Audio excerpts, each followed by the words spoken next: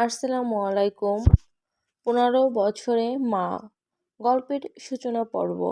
মাত্র ১৫ বছর বয়সে কন্যা সন্তানের মা হলো আয়াত। হসপিটালের সাদা দেওয়াল জুড়ে এক ধরনের ভারী নিস্তব্ধতা। এই নিস্তব্ধতা ভেদ করে নার্স এসে খুশির খবর জানালেন খন্দকার পরিবারকে। নার্সের হাতে তোয়ালেতে পেঁচানো সদ্য জন্ম নেওয়া শিশু। খালেদা বেগম চোখ ভেজা ধীরে ধীরে এগিয়ে এলেন নার্সের দিকে।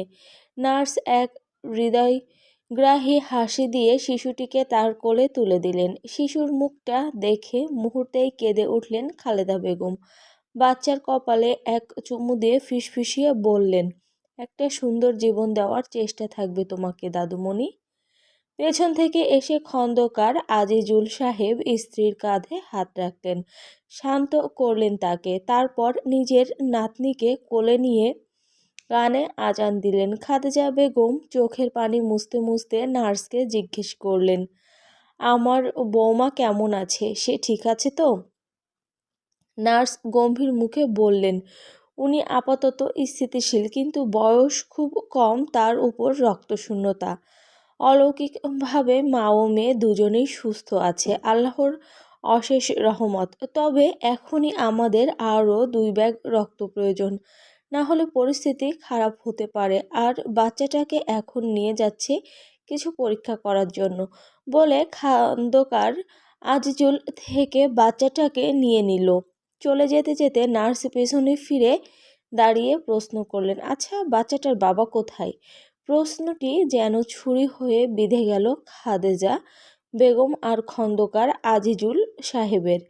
খন্দকার আজিজুল থমথমে মুখে একটি উত্তর দিলেন, বাবা নেই। নার্স দাঁড়িয়ে পড়লেন, নিজের ক্ষোভ প্রকাশ করে বললেন, শুধু আপনাদের ভুলের কারণে আজ 2টি জীবন ধ্বংস হয়ে গেল। সমাজ যেখানে এগোতে চায় সেখানে আপনাদের মতো মানুষই পিছনে টেনে ধরে। এখন সেই বোঝা উঠাতে হবে এই ছোট 2টি প্রাণকে। লজ্জা থাকা উচিত আপনাদের। বলেই নার্স চলে গেলেন। নার্সের কথাগুলো যেন খালেদা বেগমের বুক ছিঁড়ে ফেলল। শাড়ির আঁচল দিয়ে মুখ ঢেকে হু হু করে কেঁদে উঠলেন তিনি। সব আমাদেরই দোষ, নিজেদের হাতে মেয়ের জীবনটা শেষ করে দিলাম। মেয়েটা নিজেই তো একটা বাচ্চা, আর আজ সে মা হলো। এক কুলোচ্ছন্ন ছাড়া ছেলেকে আমি গর্ভে ধারণ করেছিলাম। যদি জন্মের সময় মরে যেত তাহলে আজ এই দিন দেখতে হতো না। খন্দকার সাহেব কিছু না বলে রক্তের ব্যবস্থা করতে চলে গেলেন। খাদিজা বেগম চেয়ারে বসলেন, নিজের মোবাইল বের করে তার মেয়ে ও শাশুড়িকে এই খুশির সংবাদটা দিলেন। আয়াতে এক হাত ধরে নীরবে কাঁদছেন খালেদা বেগম। এমন সময় আয়াত নড়ে চড়ে চোখ মেলে শাশুড়ির কান্না ভেজা মুখ দেখতেই বুকটা মোচড় দিয়ে ওঠে তার। আয়াত দুর্বল কণ্ঠে বলল, আম্মু, আমার বাচ্চা ও ঠিক আছে তো? কোথায় আমার বাচ্চা? আপনি কাঁদছেন কেন? শান্ত গলায় খাদিজা বেগম বললেন, ও ভালো আছে মা, নার্স কিছু পরীক্ষা করার জন্য নিয়ে গেছে, আবার তোকে দিয়েই যাবে, চিন্তা করিস না। আয়াত কান্না ভেজা কণ্ঠে কথাটা বলল, আমার শরীরটা একেবারে ছিঁড়ে যাচ্ছে আম্মু, অনেক ব্যথা হচ্ছে। খালেদা বেগম শান্ত স্বরে জবাব দিলেন, এই সময় এমন একটু হয় মা, মা হতে গেলে একটু কষ্ট তো করতেই হয়, না হলে কিসের মা? আয়াত মৃদু হাসলো, তারপর বলল, আমার আর বাবাদের, তারা তো কত ভাগ্যবান, কষ্ট ছাড়াই বাবা হয়ে যায়। আপনার ছেলে তো খুবই লাকি, তাই না আম্মু? খালেদা বেগম অসহায় দৃষ্টিতে তাকিয়ে থাকলেন। আয়াতের মুখে গ্লানি নেই, কেবল একটা ভাঙা হৃদয়ের রক্তাক্ত অভিমান। তিনি ধীরে করে বললেন, ভুল বলছিস মা, আমার ছেলে বাবা হওয়ার যোগ্য না। ঠিক তখনই নার্স এসে ঢুকলেন। কোলে নিয়ে এসেছেন লালচে গায়ের রঙের ছোট্ট একটি মেয়েকে। এই নাও বাচ্চা মেয়ে, তোমার বাচ্চা মেয়েকে কোলে নাও। কথাটা শুনে কেঁপে উঠল আয়াতের বুক। কাপা হাতে মেয়েটিকে কোলে নিল সে। চুমু খেলো কপালে, গালে। বুকে চেপে ধরেই কান্না মিলিয়ে গেল নিঃশ্বাসে। আমার সুখ, ভাঙা কণ্ঠে বলে উঠল আয়াত। 1 সপ্তাহ পর হসপিটাল থেকে বাড়ি ফিরল আয়াত। কোলে ছোট মেয়েকে জড়িয়ে ধরে যখন সে খন্দকার বাড়ির চৌকাঠে পা রাখল, তার মুখে অদ্ভুত এক প্রশান্তি। খালেদা বেগম আদরে ভেজা গলায় তাকে নিয়ে এলেন ভেতরে। দোতলার ঘর থেকে ছুটে এসে আয়াতের সামনে দাঁড়ালো তিশা। ওকে দেখে আয়াত হেসে উঠল। তিশা নিজের চোখের পানি মুছে বাচ্চাটাকে কোলে তুলে নিল। আদুরে কণ্ঠে বলল, আমার ফুপিটা, বলে বুকের সাথে জড়িয়ে ধরল। ওদের দেখে আয়াত হেসে উঠল। লাঠিতে ভর দিয়ে ঠক ঠক আওয়াজ তুলে এলেন রাবেয়া খাতুন। বললেন, কই কই আমার নাত বউটা কই? আয়াত এগিয়ে গেলেন তার কাছে, ওনাকে ধরে এনে সোফায় বসালেন। হাসি মুখে এটা দেখে রাবেয়া খাতুন বললেন, তুই নিজে এখন ঠিকমতো হাঁটতে পারছিস না, আর আমাকে যত্ন করে ধরে এনে বসাচ্ছিস। কথাটা শুনে আয়াত মৃদু হাসল। রাবেয়া খাতুন নিজের হাতের লাঠিটা রেখে তিশার দিকে দুহাত বাড়িয়ে দিলেন। বললেন, দেখি বাচ্চাটাকে দে দেখি। তিশা হেসে রাবেয়া খাতুনের কোলে বাচ্চাটাকে দিয়ে রাবেয়া খাতুন মন ভরে দেখলেন বাচ্চাটিকে। তারপর বললেন, এক্কেবারে বাপের মতো হয়েছে দেখছি। কথাটা শুনে সবার মুখ শুকিয়ে গেলেও আয়াতের চোখে মুখে উজ্জ্বলতা দেখা দিল। আয়াত রাবেয়া খাতুনের পাশে বসে খুশিতে গদগদ হয়ে বলল, সত্যি বলেছেন দাদিজান? ও ওনার মতো হবে? আমার মতো হবে না তো? আমি চাই না আমার মেয়ে আমার মতো কালো হোক। আমি চাই ও ওর বাবার মতো ফর্সা সুন্দর হোক। আমি চাই না উনি ওনার বাচ্চাকেও কালো বলে ঘৃণা করুক। আমি চাই আমার বাচ্চাটা তার বাবার ভালোবাসা পাক। সবাই অসহায় দৃষ্টিতে তাকিয়ে থাকলো আয়াতের দিকে। তিশা বলল, ভাইয়া আসবে কিনা তার কোনো নিশ্চয়তা নেই, আর তুই বাচ্চাটাকে বাবার ভালোবাসা দিতে চাইছিস আয়াত? আয়াত কেমন বিশ্বাসের সাথে বলল, আমার বিশ্বাস উনি একদিন না একদিন ফিরে আসবে। এই বাচ্চাটার টানে হলেও ফিরে আসবে উনি। এটা শুনে খালেদা বেগম বললেন, টান তখনই হতো যখন ও জানতো যে ওর মেয়ে হয়েছে। ও তো আমাদের কারোর সাথে কোনো যোগাযোগ রাখে নাই। কথায় আছে কি করছে আমরা কেউ কিচ্ছু জানি না। আজ কয়েক মাস পর বছর হবে, আর কয়েক মাস পর বছর হবে বলে কোনো খবর জানি না, বেঁচে আছে কিনা তাও জানি না। কথাগুলো শুনে আয়াত চুপ হয়ে গেল। রাবেয়া খাতুন বললেন, এখন এসব কথা থাক, বাচ্চাটার নাম কি দিবি বল?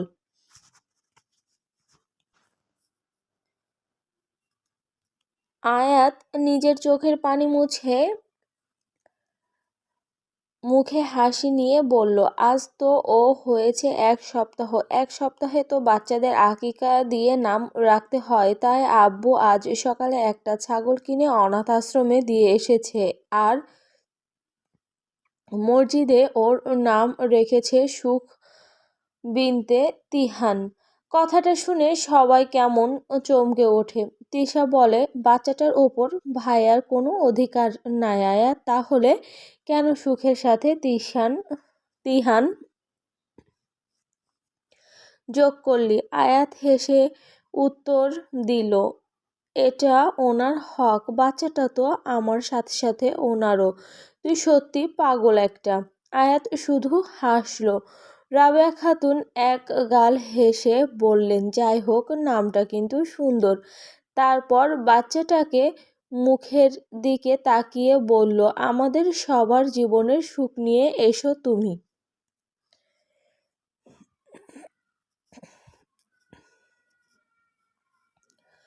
বাচ্চার কান্না, ঘুম না হওয়া রাত, নিজের শরীরের দুর্বলতা, সব কিছুর মধ্যেও আয়াত দিনগুলো কাটাচ্ছে এক আশ্চর্য ধৈর্য নিয়ে। প্রথম দিকে যেমন ভয় লাগতো তার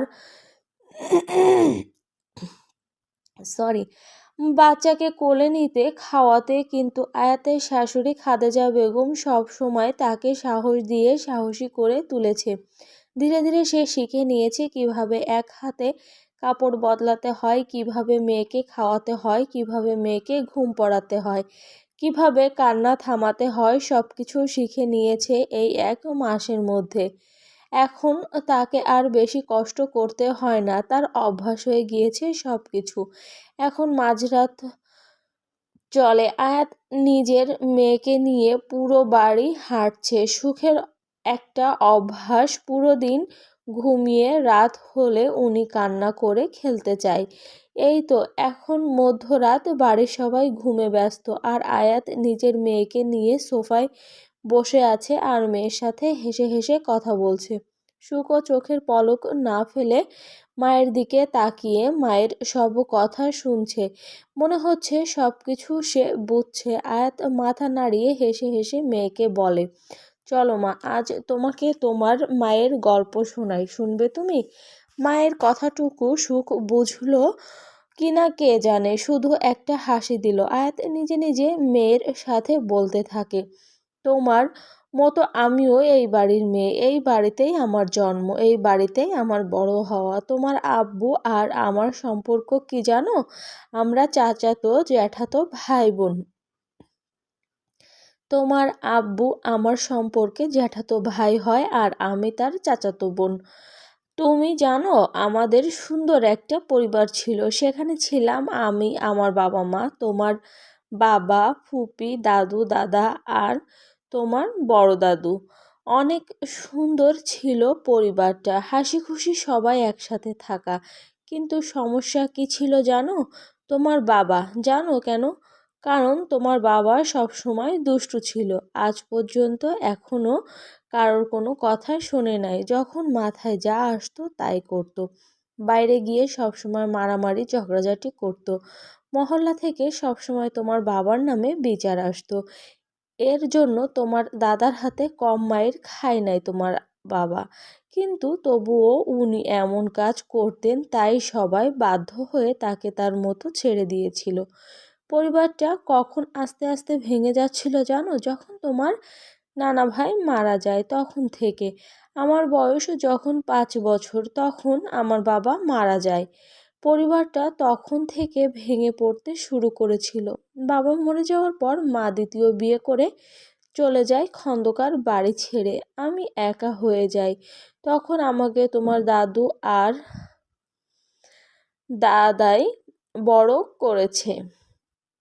নিজের মেয়ের মতো করে ওনারা আমাকে বড় করে। আমিও খুব মেনে চলতাম ওনাদের। যখন আমার বয়স 13, তখন ওনারা আমার সাথে তোমার বাবার বিয়ে ঠিক করে। একটা কথা বলে রাখা ভালো, তোমার বাবা আমাকে একদমই পছন্দ করে না। কেন জানো? কারণ আমি দেখতে অসুন্দর, কালো, তার উপর মাঝে মধ্যে চশমা পরতে হয়। এই জন্য উনি আমাকে বিয়ে করতে চায়নি। তোমার বাবার নিজের পছন্দ ছিল অন্যরকম। সে চাইতো সে যাকে বিয়ে করবে তাকে রূপবতী হতে হবে, গুণবতী হতে হবে। আমি গুণবতী হতে পারলেও রূপবতী হতে পারি নাই। আচ্ছা, তুমি জানো তোমার বাবা আমাকে কি বলে ডাকে? আমাকে উনি ব্ল্যাক ডায়মন্ড বলে ডাকতেন। কেন জানো? কারণ আমি দেখতে কালো, তাই ব্ল্যাক।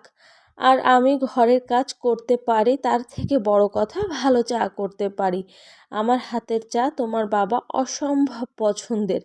এই একটা জিনিস আমার পছন্দ করে, তাই ব্ল্যাকের সাথে ডায়মন্ড যোগ করে ব্ল্যাক ডায়মন্ড নাম রেখেছে। উনি কখনো আমাকে আয়াত বলে ডাকে নাই, সব সময় ব্ল্যাক ডায়মন্ড বলেই ডেকেছে।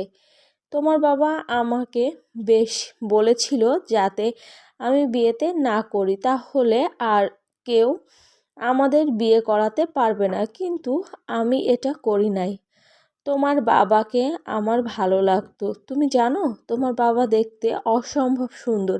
দেখলে মনে হবে কোনো রাজ্যের রাজা সে। অতি সৌন্দর্য তোমার, অতি সুদর্শন তোমার বাবা। এটা নিয়ে তোমার বাবার অহংকারের শেষ নেই। ওনাকে আমার মনে ধরেছিল, তাই বিয়েতে না করি নাই। তোমার বাবাকে জোর করে আমার সাথে বিয়ে দেওয়া হয়। আমি বিয়েতে না করি নাই দেখে তোমার বাবা আমার উপর অনেক ক্ষেপে গিয়েছিল। বিয়ের প্রথম রাতে উনি আমার উপর অনেক চিল্লাচিল্লি করেছিল, অনেক বাজে কথায় এবং গায়ে হাত ও তুলেছিল। উনি আমাকে সবসময় অপমান, কষ্ট আর নিজের রাগ দেখাতেন।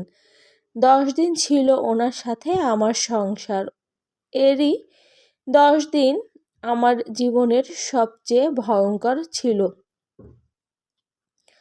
জানো, এই 10 দিনের মধ্যে এমন 3টা রাত ছিল যে রাতগুলোর কথা আমি জীবনেও ভুলতে পারবো না।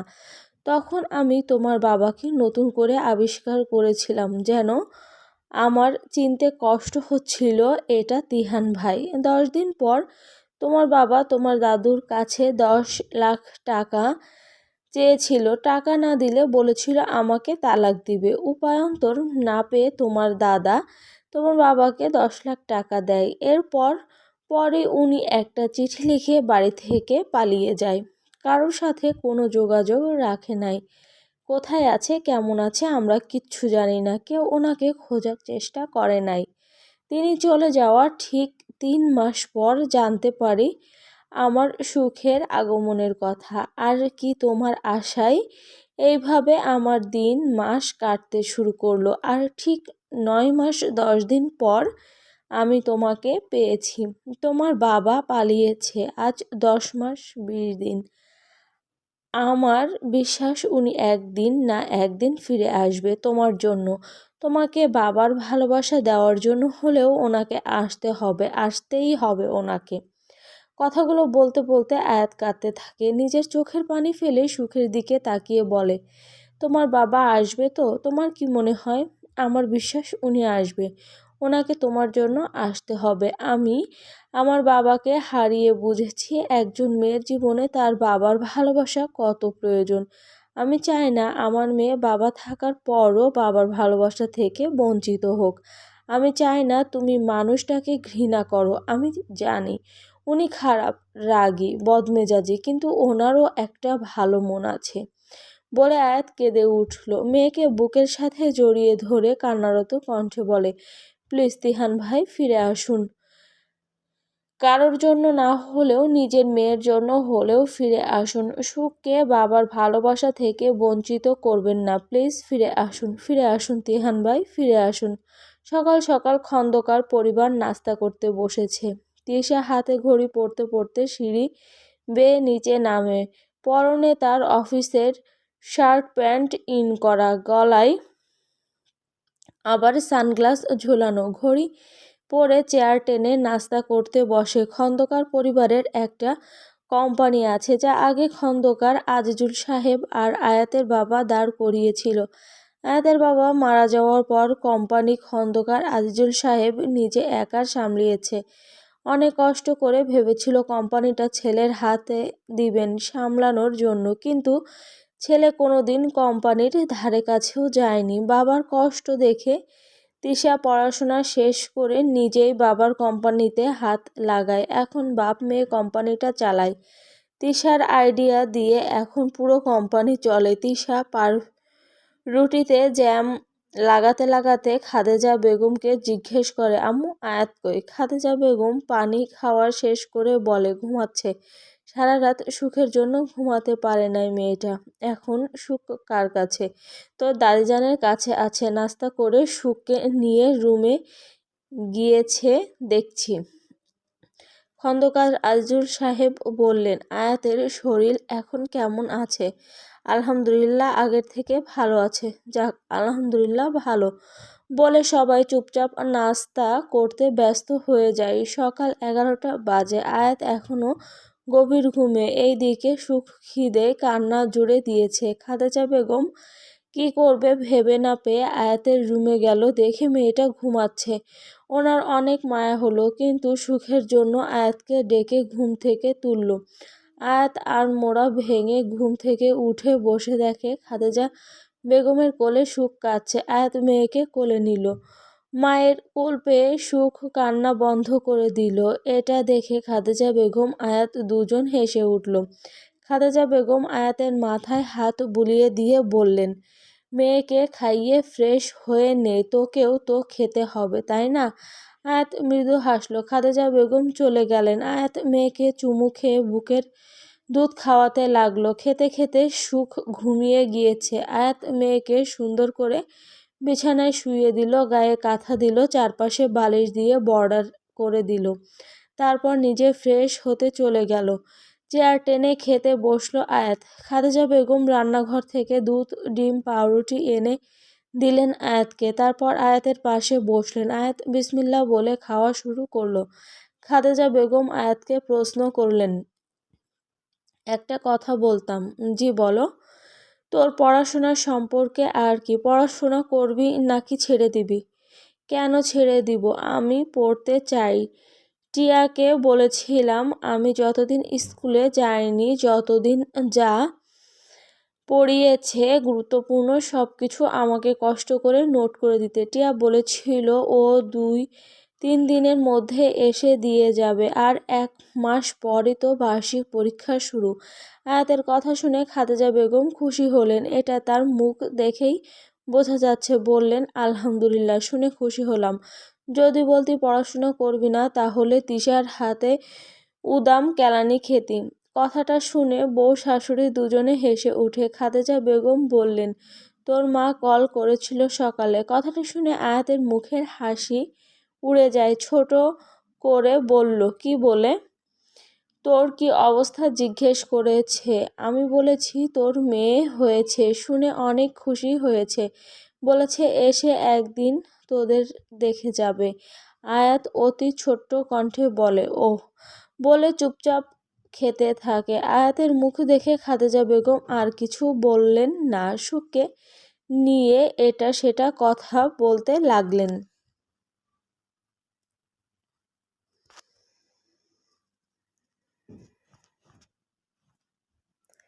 বিকেলের দিকে টিয়া এসেছে আয়াতের জন্য নোটবুক নিয়ে। দরজায় কলিং বেল বাজতেই খাদিজা বেগম দরজা খোলে। টিয়া খাদিজা বেগমকে দেখে হেসে সালাম জানায়, আসসালামু আলাইকুম আন্টি, কেমন আছেন? খালেদা বেগম হেসে বলে, আলহামদুলিল্লাহ ভালো, তুমি কেমন আছো? টিয়া চঞ্চল গতিতে বলে, আলহামদুলিল্লাহ ভালো। খালেদা বেগম টিয়াকে ভেতরে ঢুকতে বললে টিয়া হেসে ভেতরে ঢুকলো। খালেদা বেগম দরজা বন্ধ করে টিয়াকে বলল, তুমি একটু বসো, সঙ্গে সঙ্গে এসে সুখের কাছে যেও না, দূর থেকে এসেছো।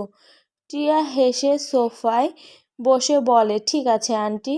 খালেদা বেগম ওকে বসতে বলে ওর জন্য নাস্তা আনতে চলে যায়। টিয়া অতি চঞ্চল মেয়ে, দেখতে মাশাআল্লাহ অনেক সুন্দর, মিষ্টি মেয়ের মতো। সবসময় ওর মুখে হাসি লেগে থাকে, যেটা আয়াতের বেশ পছন্দ। টিয়ার অল্প বয়স হলেও কথাবার্তা, চিন্তাধারা সব বড়দের মতো। খালেদা বেগম টিয়াকে শরবত আর ফল এনে দেয়। টিয়া শরবত খেয়ে উঠে বসলো। ফল খাবে না সে। খালেদা বেগমকে বলে, রেস্ট করা শেষ, এখন যাই। খালেদা বেগম হেসে বললেন, ঠিক আছে যাও। অনুমতি পেয়েই টিয়া দৌড় দিল সিঁড়ির নিচে আয়াতের রুমের দিকে। আয়াত সুখকে ঘুম পাড়িয়ে ওর কাঁথাগুলো ভাঁজ করছিল।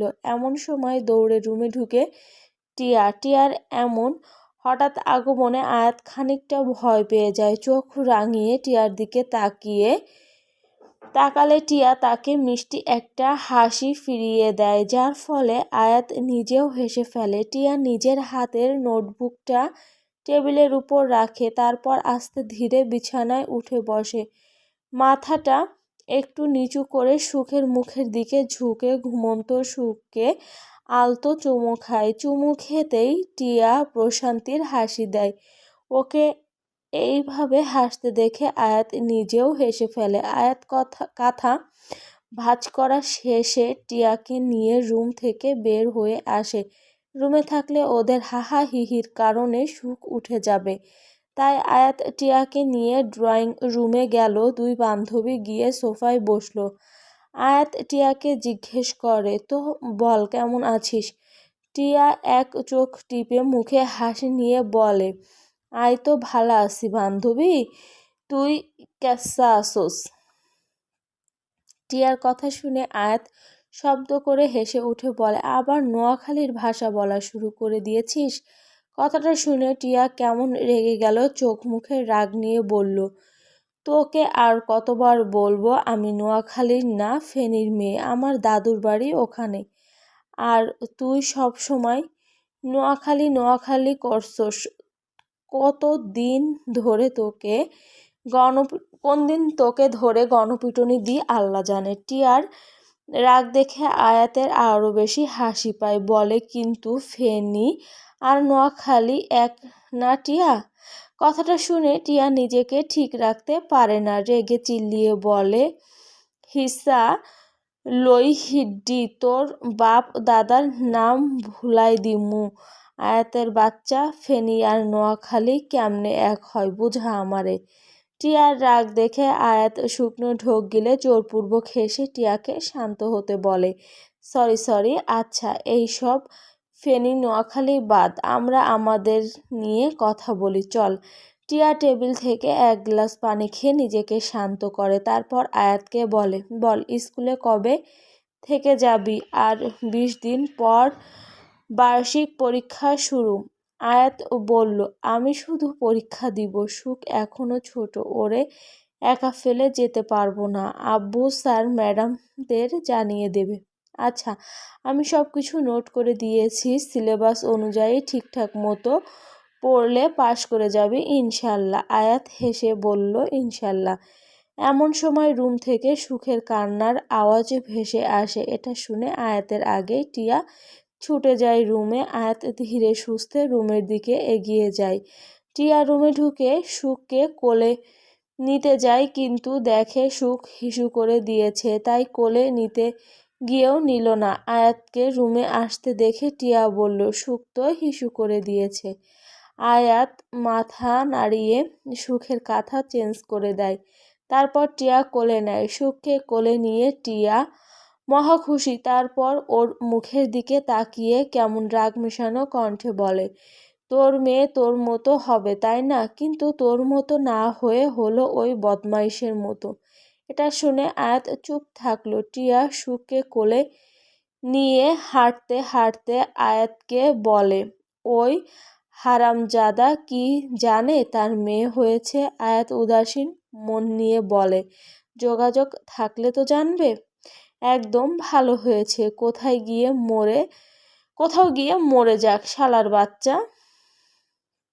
কথাটা শুনে আয়াত চোখ গরম করে তাকায় টিয়ার দিকে, বলল, সাবধানে কথা বল টিয়া, উনি আমার স্বামী হয়। প্লিজ আয়াত, মানুষ এতটাও বোকা হয় না। তুই এখনো কিভাবে বলতে পারিস যে ওই বদমাইশটা তোর স্বামী? এত কিছুর পরও এটা বলতে তোর একটুও বিবেকে বাঁধলো না? আজ বছর হতে চললো, একটি বারও তোর খোঁজ নিয়েছে? তোর তো ছাড়, ওর মা বাবা বোনের কথাও কি মনে পড়ে নাই? আমার তো মনে হয় সে মরে গিয়েছে। যদি এমনটা হয় তাহলে আমার থেকে খুশি আর কেউ হবে না। ওই বদমাসটা তোকে সুখকে কে ডিজার্ভ করে না, বুঝলি? কথাগুলো শুনে আয়াত চুপ করে গেল। চোখের কোণে পানি এসে জমেছে, ঠোঁট কাঁপছে তার। বুকের হাত দিয়ে বুক চেপে ধরে কেমন চিনচিন ব্যথা হচ্ছে।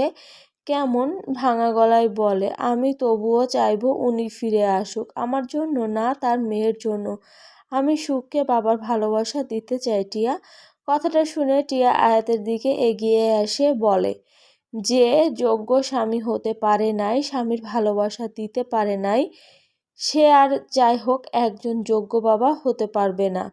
তুই যদি সত্যি সুখকে বাবার ভালোবাসা দিতে চাস তাহলে নিজের জীবনকে আরেকটিবার সুযোগ দিয়ে দেখবি। এমন কেউ সুখের দায়িত্ব নিবে যে সুখকে সত্যি সত্যি বাবার ভালোবাসা দিতে পারবে।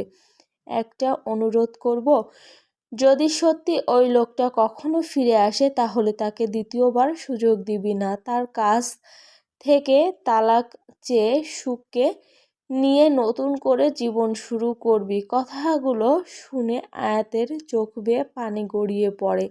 সে কেঁদে ওঠে। এটা দেখে টিয়া বলে, ওই লোকটা তোকে শুধু এই একটা জিনিস দিতে পেরেছে, তা হলো চোখের পানি। তিশা সোফায় বসে সুখকে কোলে নিয়ে হেসে হেসে ওর সাথে কথা বলছে। তার পাশের সোফায় বসে আছে রাবেয়া খাতুন। তিশা মাথা নাড়িয়ে হেসে হেসে কথা বলছে সুখের সাথে। বলে, আমার ফুপিটা কই রে? আমার ফুপি কি রাগ করেছে ফুপির সময় দিতে পারে না বলে? ফুপি কি করব বলো? কোম্পানিতে হাজার হাজার কাজ পড়ে আছে, তোমার দাদা ভাই একা সামলাতে পারে না, তাই ফুপিকে সাহায্য করতে হয়। সুখ এক দৃষ্টিতে তাকিয়ে থাকলো তিশার দিকে, মাঝে মাঝে হেসে উ আ করছে। হাসলে ডান গালে ঠোঁটের পাশে ছোট্ট একটা গর্ত হয়, যা দেখে তিশা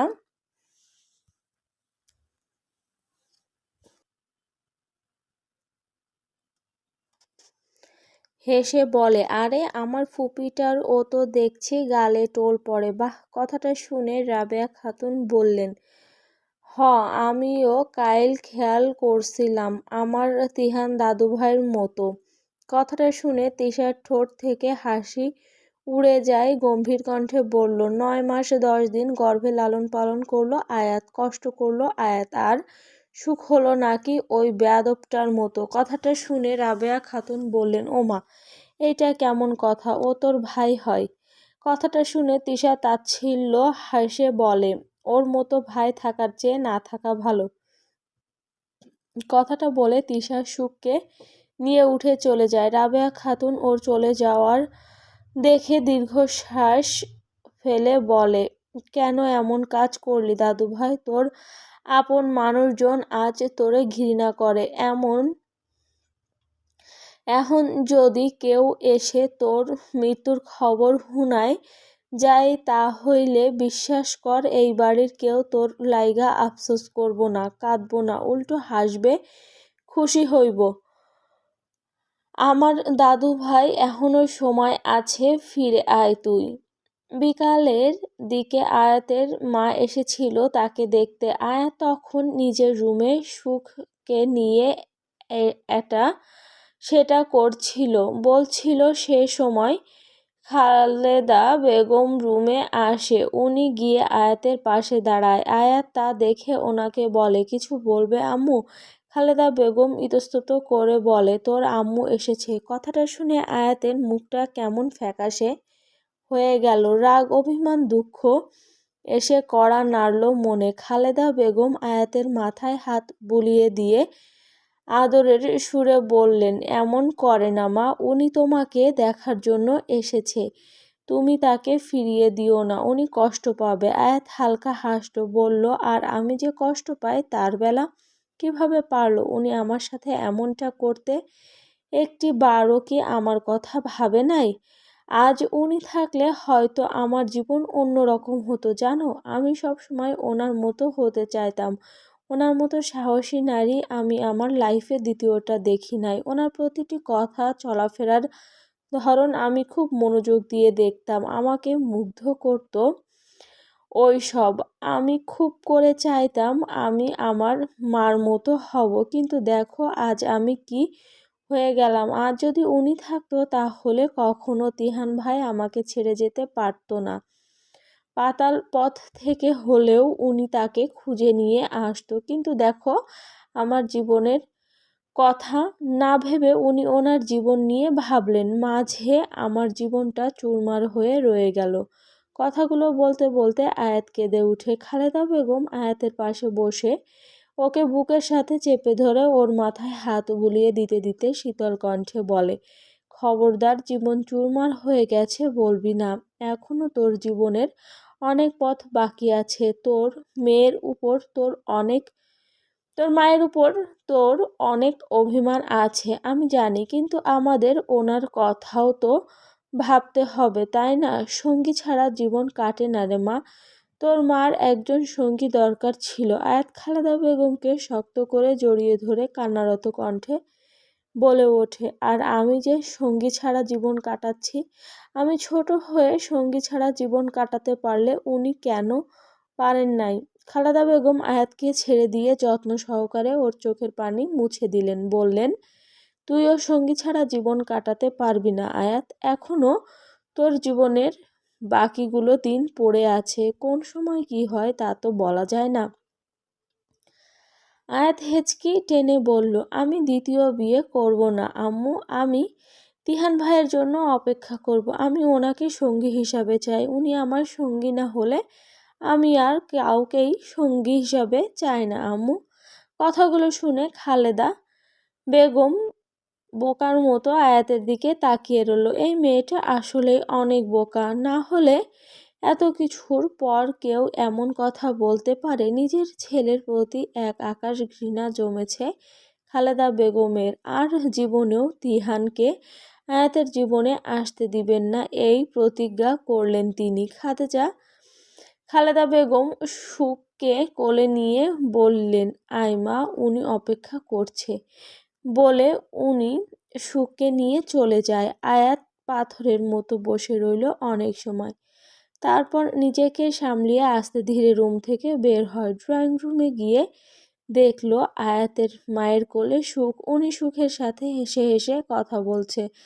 আয়াত আস্তে ধীরে এগিয়ে গেল ওনার কাছে। আয়াতকে দেখে আয়াতের মায়ের বুক স্যাঁত করে উঠল। উনি সুখকে নিয়ে উঠে দাঁড়ায়। তিনি হয়তো চিনতেই পারছে না এটা আয়াত।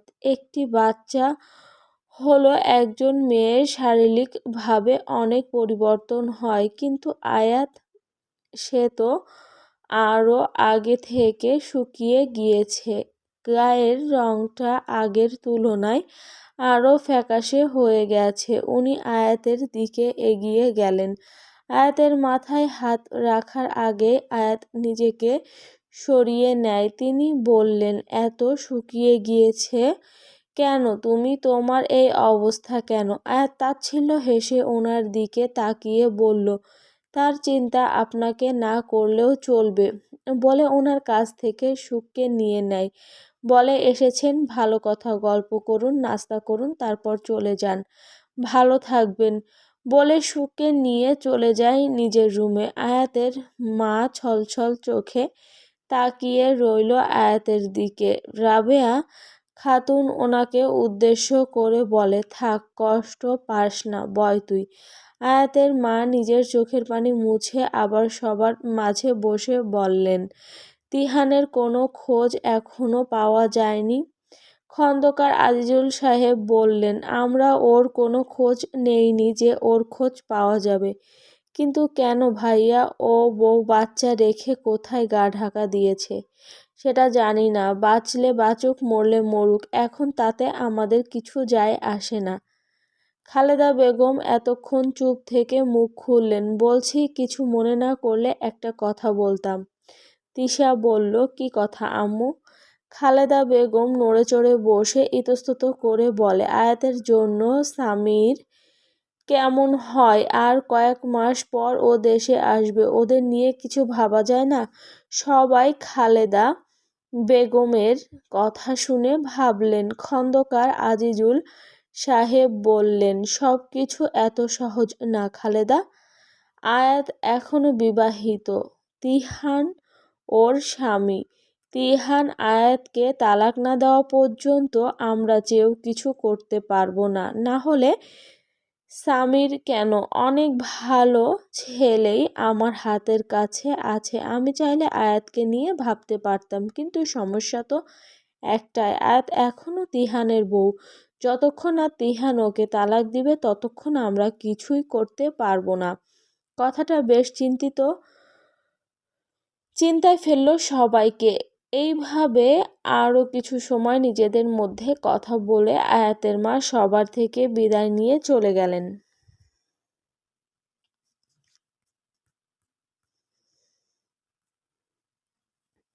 পরীক্ষার জন্য রেডি হয়ে নিল আয়াত। স্কুল ড্রেস পরে নিজেকে একবার আয়নাতে দেখে নিল। এমন সময় রুমে তিশা এলো, আয়াতকে তাড়া দিয়ে বলল, তাড়াতাড়ি আয়াত, লেট হয়ে যাচ্ছে আমাদের। আসছি আপু, আমি রেডি, তাড়াতাড়ি বলে তিশা চলে যায়। আয়াত নিজের হাতে হাত ঘড়ি পরে বিছানায় নিজের ঘুমন্ত মেয়ের দিকে এগিয়ে যায়। মেয়ের পুরো মুখে অসংখ্য চুমু খেয়ে বলে, কয়েক ঘন্টা অপেক্ষা করো, মাম্মাম তাড়াতাড়ি চলে আসবে। আর বেশি কান্না করবে না, দাদুমণিকে একদম ভালোভাবে থাকবে, দাদুমণিকে জ্বালাবে না, ওকে? বলে আবার মেয়ের কপালে চুমু খায়। তারপর টেবিল থেকে নিজের পরীক্ষার বোর্ড নিয়ে রুম থেকে বের হয়ে যায়। ড্রয়িং রুমে খালেদা বেগম আর রাবেয়া খাতুনের জন্য অপেক্ষা করছিল।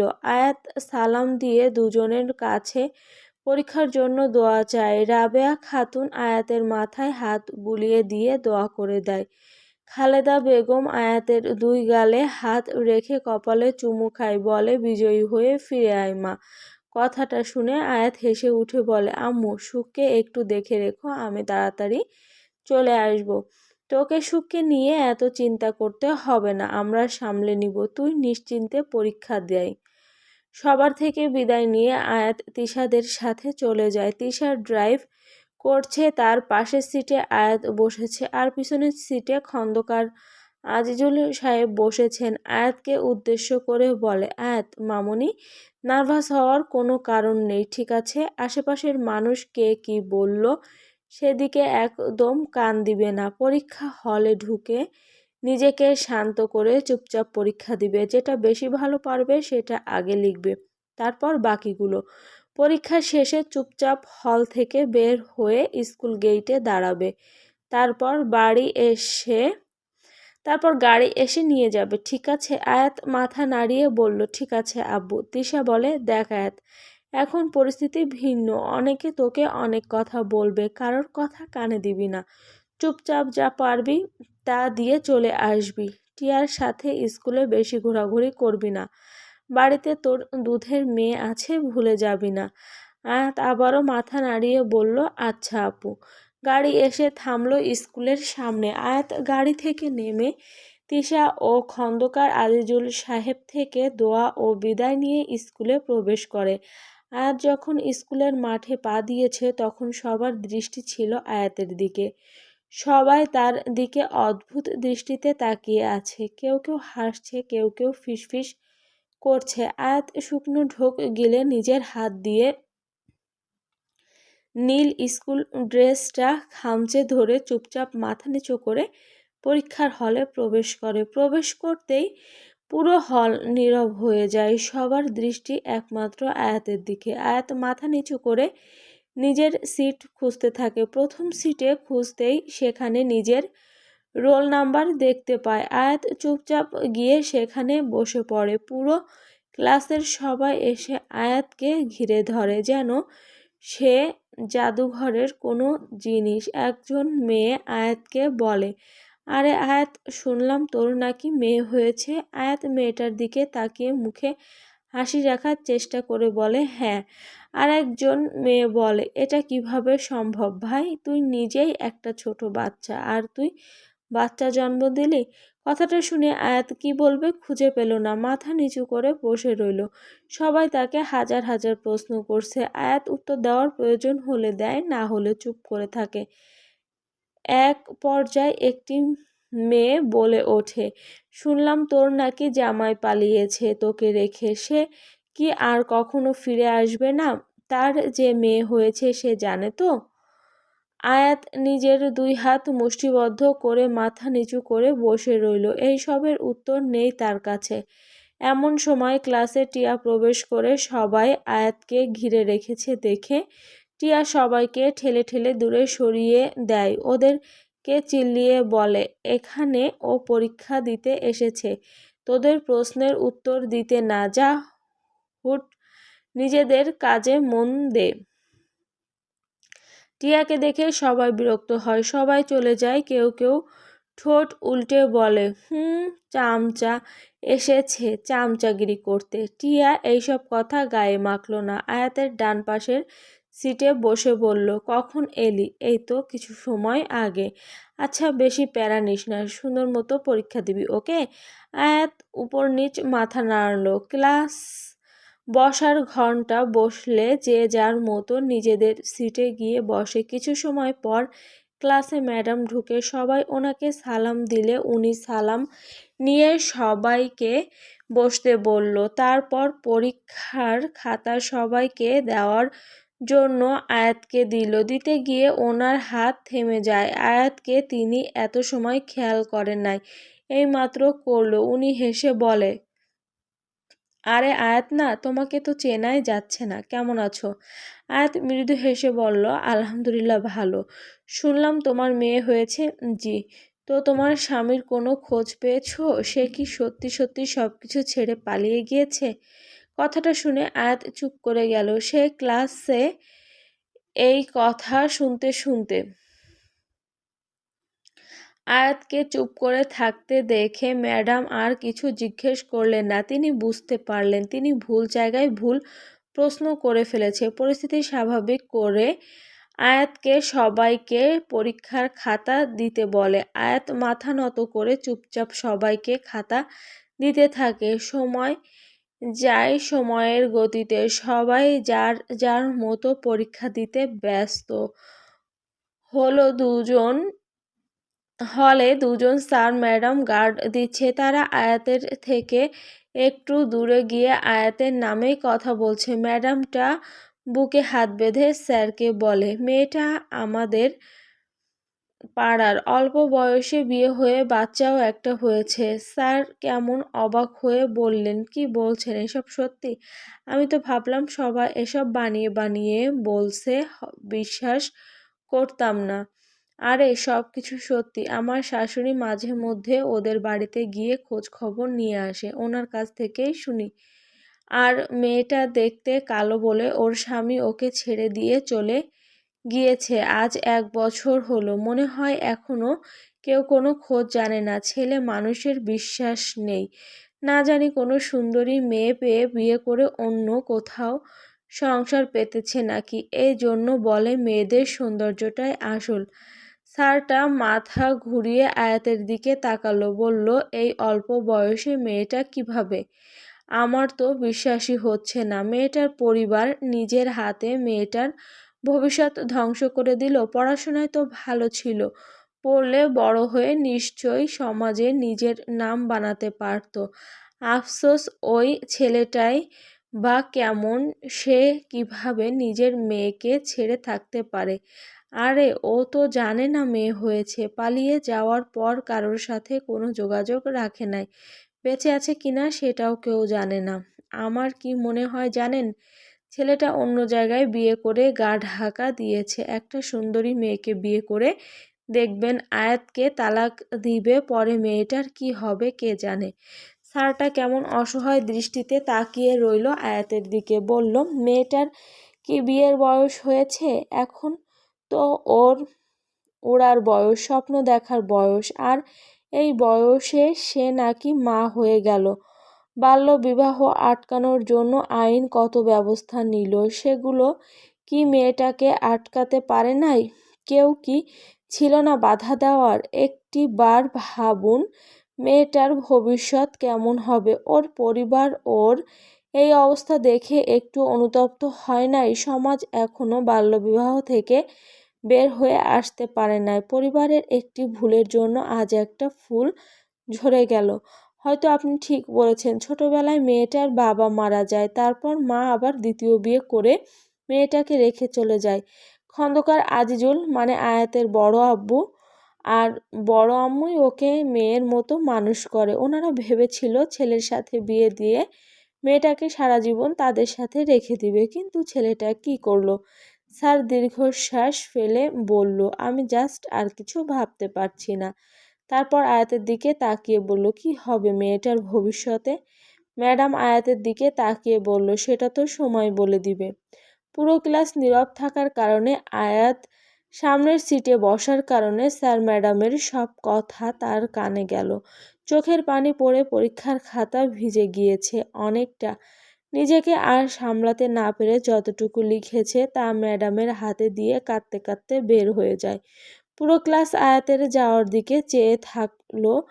টিয়া ছলছল নয়নে বান্ধবীর যাওয়ার দিকে তাকিয়ে থাকলো। সুখ চিৎকারের উপর চিৎকার করছে। খিদে কান্না করতে করতে মেয়েটা হাঁপিয়ে গিয়েছে। মায়ের বুকের দুধ ছাড়া সুখ ফিটারের দুধ মুখে দেয় না, দিলেই বমি করে সব ফেলে দেয়। এই নিয়ে খাদেজা বেগম বেশ চিন্তিত। সুখ কান্না করছিল দেখে ফিটারের দুধ বানিয়ে সুখের মুখে দিয়েছিল, কিন্তু মেয়েটা সব বমি করে ফেলে দিয়েছে। খিদে পেয়েছে তাই কান্না করছে। খালেদা বেগমের নাজেহাল অবস্থা, কোনো মতে সুখকে থামাতে পারছে না। সুখকে কোলে নিয়ে হাঁটতে হাঁটতে দরজায় কলিং বেল বেজে ওঠে। খালেদা বেগম দরজা খুলে আয়াতকে দেখে। আয়াতকে ওঠে। মেয়েটার পুরো মুখ চোখের পানিতে ভিজে গিয়েছে, চোখ দুটো লাল হয়ে আছে। আয়াত কোনো দিকে না তাকিয়ে ছুটে যায় নিজের রুমের দিকে। দরজা বন্ধ করে বিছানায় উপুড় হয়ে শুয়ে কান্নায় ভেঙে পড়ে। আয়াতের কান্নার শব্দ খালেদা বেগমের কানে পর্যন্ত পৌঁছালো, যা শুনে খালেদা বেগমের বুক কেঁপে উঠল। মেয়েটা কখনো এমন করে কাঁদে না। মা মেয়ে দুজনে তাল মিলিয়ে কাঁদছে। আয়াত বালিশে মুখ গুজে কান্নারত কণ্ঠে বলে, কেন তিহান ভাই, কিসের শাস্তি দিচ্ছেন আমাকে? কেন দিচ্ছেন? কি অপরাধ আমার? আমাকে পছন্দ না তো সম্পর্ক শেষ করে দিয়ে যেখানে ইচ্ছে চলে যেতেন, আমি কিছু বলতাম না। কিন্তু আপনি কি করলেন? একটা সম্পর্কে আটকিয়ে রাখলেন আমাকে। এখন তো চেয়েও আমি আপনার জীবন থেকে চলে যেতে পারবো না। অনেক দেরি হয়ে গেছে তিহান ভাই। আমাদের একটি মেয়ে আছে, দেখতে একদম আপনার ফটোকপি। সেই মেয়েকে একটি বারও দেখতে ইচ্ছে করে না আপনার? মেয়েটার 3 মাস চলছে। এই 3 মাস বাবা থাকার সত্ত্বেও বাবাহীন হয়ে সে কাটিয়েছে। সমাজের এই বাজে কথা আমার আর শুনতে ইচ্ছে করে না। ফিরে এসে সবার মুখ বন্ধ করে দিয়ে আমাকে মুক্তি দিন। আমি ক্লান্ত, আর পারছি না বলে ফুপিয়ে ফুপিয়ে কেঁদে ওঠে। কাঁদতে কাঁদতে মেয়ের কান্নার শব্দ কানে এলো তার। নিজেকে শান্ত করে চোখের পানি মুছে উঠে বসে। তারপর রুম থেকে বের হয়ে খালেদা বেগমের কাছে যায়। সুখকে ওনার কাছ থেকে নিয়ে চুপচাপ আবার রুমে ফিরে আসে। মায়ের কোল পেয়ে সুখ একদম শান্ত বাচ্চা হয়ে গিয়েছে। আয়াত মেয়েকে বিছানায় শুইয়ে দিয়ে একটা জামা নিয়ে স্কুল ড্রেসটা পাল্টে আসে। এরপর মেয়েকে কোলে নিয়ে দুধ দেয়। মেয়ের দিকে অপলক তাকিয়ে থাকলো আয়াত। এখানে এসেই তার সকল কষ্টের সমাপ্তি ঘটে। মেয়ের মাথায় হাত বুলাতে বুলাতে নিজেকে যথেষ্ট শান্ত রেখে বলে, আমার মামামের চুল বড় হয়েছে, কেটে দিতে হবে। রাতে সবাই খেতে এলেও আয়াত এলো না। তিশা আয়াতকে না দেখে বলল, আয়াত কই? আম্মু রুমে আছে, অনেকবার খাওয়ার জন্য ডেকেছি, আসছে না, বলছে খিদে নেই। তিশা কিছু সময় চুপচাপ থেকে কি বিড়বিড় করতে করতে চলে গেল আয়াতের রুমে।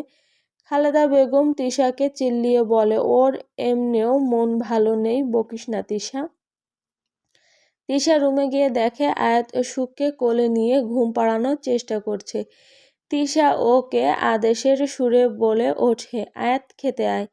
আয়াত মুখ তুলে তাকালো তিশার দিকে, বলল, আপু আমার খিদে। তোরে যেতে বলছি না? রেগে কথাটা বলল তিশা। আয়াত শুকনো ঢোক গিলে মিনমিন করে বলে, আমার খেতে ইচ্ছে, তোরে আমি যাইতে বলছি আয়াতের বাচ্চা। তিশার চিল্লানি শুনে আয়াতের শরীর কেঁপে ওঠে। গলা দিয়ে আর কথা বের হলো না, চুপচাপ মাথা নিচু করে বেরিয়ে গেল। আল্লাহ এই ভাই বোনকে কেন এত রাগী, বদমেজাজি আর গম্ভীর করে বানিয়েছে আল্লাহ জানে। যেটা বলবে সেটাই করতে হবে, না হলে খবর আছে। আয়াতের সাথে সাথে এই বাড়ির সবাই মোটামুটি তিহান তিশাকে ভয় পায়, যদিও তিহানের থেকে তিশা অতিরিক্ত রাগী আর বদমেজাজি। আয়াতের মতো তিহান ও হালকা পাতলা ভয় পায় বড় বোনকে। হে 3 মিনিটের বড়। তিহান তিশা দুজনে যমজ, বলতে গেলে ওরা 3 ভাই বোন। আরও একজন আছে সামির নাম তার। খন্দকার পরিবারের সাথে তার কোনো রক্তের সম্পর্ক নেই, সে অনেক বড় কাহিনী। তিহান তিশার যখন 1 বছর বয়স, তখন বউ বাচ্চাকে নিয়ে ঘুরতে গিয়েছিলেন খন্দকার আজিজুল সাহেব। সেখানে একটা মহিলা সামিরকে খালেদা বেগমের কোলে দিয়ে বলেছিলেন, আমার ছেলেটাকে একটু রাখুন, আমি এখনই আসছি, বলে উনি চলে গেলেন। এরপর ওনার আর দেখা মিলল না। সামিরকে বাড়ি নিয়ে গেল তারা থানায় এটা নিয়ে কেস করেছিল, কিন্তু লাভ কিছু হলো না। তাই খালেদা বেগম আর আজিজুল সাহেব সিদ্ধান্ত নিয়েছেন বাচ্চাটাকে তাদের সাথেই রাখবে, ছেলের মতো মানুষ করবে। যেহেতু ও দুধের ছিল, তাই খালেদা বেগম নিজেই তিহান তিশার সাথে স্বামীরকে নিজের বুকের দুধ দিতেন। জন্ম দিতে না পারলেও তিনি দুধমা স্বামীরের। এইভাবে বড় হতে লাগে ওরা, কিন্তু সমস্যা একটা জায়গায়, তিহান স্বামীর। ওরা মোটেও একে অপরকে দেখতে পারতো না। ওরা বললে ভুল হবে, তিহান সামিরকে দেখতে পারতো না। তিহানের মনে হতো সামির তার সব ভালোবাসা কেড়ে নিচ্ছে। তার মা তাকে ওর জন্য বেশি ভালোবাসে না, তাছাড়া ও তো তাদের কেউ হয় না। এইসব নিয়ে তিহান স্বামীরকে হিংসা করত, দুই চোখে দেখতে পারতো না। স্বামীরকে নিয়ে সবার এত মাতামাতি সে সহ্য করতে পারতো না, তাই সব সময় ওর সাথে ঝগড়া ঝাঁটি মারামারি করে বেড়াতো। অতিষ্ঠ হয়ে আজিজুল সাহেব সিদ্ধান্ত নিলেন যে কোনো একজনকে উনি বিদেশে পড়াশোনার জন্য পাঠিয়ে দেবেন। তিহানকে এই সিদ্ধান্তের কথা জানালে সে সোজাসাপটা বলেছে সে দেশ ছেড়ে কোথাও যাবে না। তাই তিনি স্বামীরকে পাঠান পড়াশোনার জন্য। তখন থেকেই স্বামীর বিদেশে থাকে। পড়াশোনা বলতে গেলে ওর প্রায় শেষ পর্যায়ে। সুখকে রাখলেন খালেদা বেগম। ওনার খাওয়া শেষ। তিশা আয়াতকে উদ্দেশ্য করে বলে, তোর কাল পরীক্ষা আছে। আয়াত ডানে বামে মাথা নাড়িয়ে না বোঝালো। এটা দেখে তিশা রাগ মিশিয়ে বলে, কথা বলতে পারিস না, মুখে বল। আয়াত মাথা নিচু করে বলে, না নেই। ঠিক আছে, তাহলে কাল তোকে নিয়ে ডাক্তারের কাছে যাব। আয়াত মাথা তুলে তিশার দিকে তাকালো, বলল, কেন আপু? তিশা আয়াতকে ভেঙিয়ে বলে, কেন আপু? থাপ্পড়ে দাঁত ফেলে দিব, বেয়াদব। নিজের শরীরের কথা জানোস না? রক্তশূন্যতা আছে, এটা ভুলে গেলি? ওহ হে, রক্ত দিতে হবে তোকে।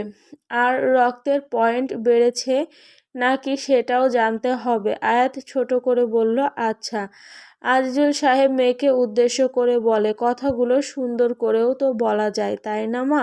এভাবে রেগে চিল্লিয়ে বলার কি দরকার? তিশা শব্দ করে নিজের হাত টেবিলে রাখে। টেবিলের শব্দে মোটামুটি সবাই কেঁপে ওঠে। তিশা দাঁত পিষে বাবাকে বলল, তুমি তো কথা নাই বলো। আব্বু, তোমাকে কতবার বলেছি আমাকে একটা অ্যাসিস্ট্যান্ট খুঁজে দাও। একা একা কাজ করতে আমি হিমশিম খাই। একজন অ্যাসিস্ট্যান্ট হলে আমার উপর একটু চাপ কমে, কিন্তু তুমি তো কানেই নিচ্ছ না আমার কথা। আজিজুল সাহেব মেয়েকে শান্ত করতে বলে, আহা, একটু শান্ত হও তুমি। আমি তোমার জন্য অ্যাসিস্ট্যান্ট ঠিক করেছি, সে সামনের সপ্তাহে অফিসে জয়েন করবে।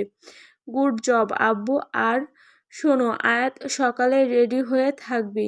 লেট করা আমি একদমই পছন্দ করি না। বলে উঠে সিঁড়ি বেয়ে উপরে চলে যায়। সবাই ওর যাওয়ার দিকে তাকিয়ে থাকলো।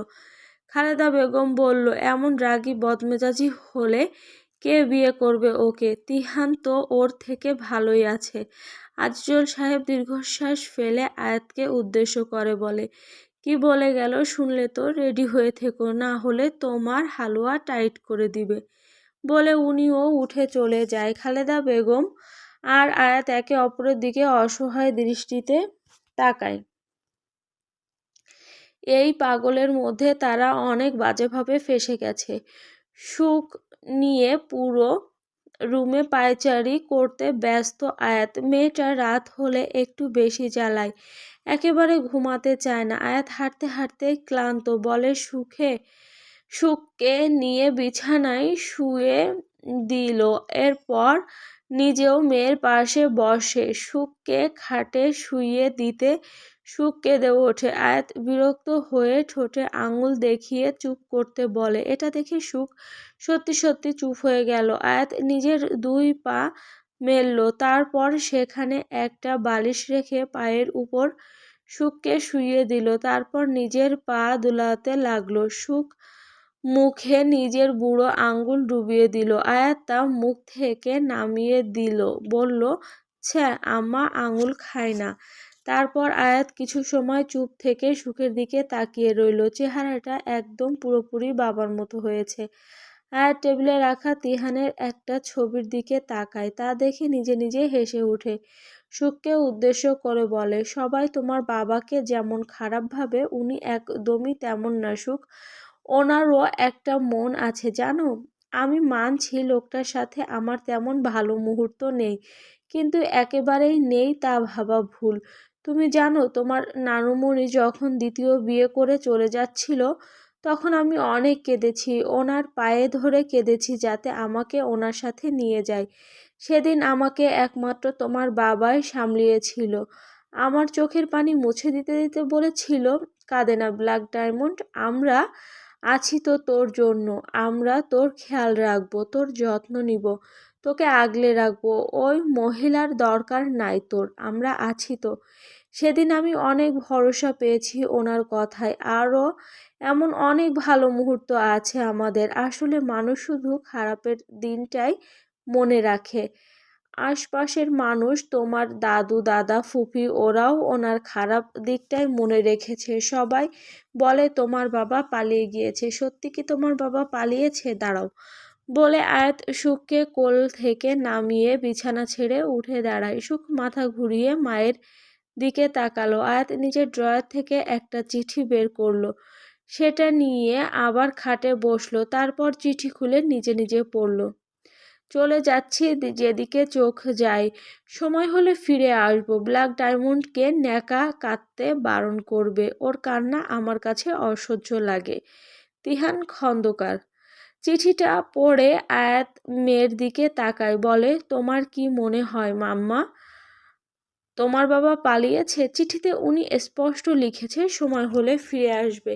যেখানে উনি স্পষ্টভাবে বলেছে তিনি ফিরে আসবে, সেখানে আমরা কিভাবে বলতে পারি উনি পালিয়েছে?